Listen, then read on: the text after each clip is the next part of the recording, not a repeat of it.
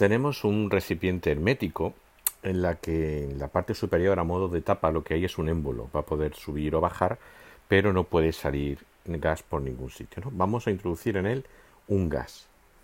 En esas condiciones iniciales, pues va a tener una presión inicial, el gas, que ejerce sobre las paredes, que le voy a llamar P sub 1. Va a ocupar un volumen, estando en el equilibrio, ese émbolo estará quieto, V sub 1, y eso se encuentra a una temperatura T sub 1. Pues bien, vamos a hacer lo siguiente. Voy a aumentar la presión manteniendo constante la temperatura. ¿Cómo hago eso? Muy fácil. Le voy a poner unas pesas encima del émbolo, de tal manera que voy a obligar al émbolo a que baje.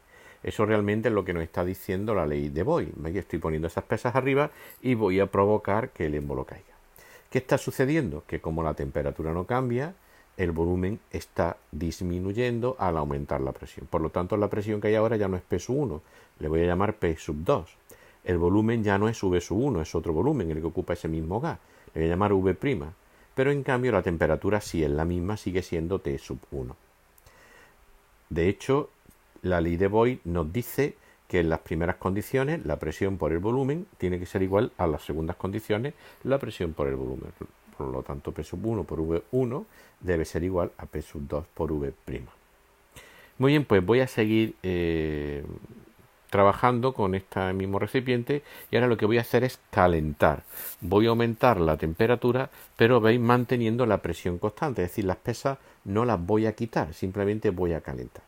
Eso es lo que dice la ley de Charles, en donde al aumentar la temperatura aumenta el volumen a presión constante. Entonces voy a provocar que de nuevo el émbolo suba.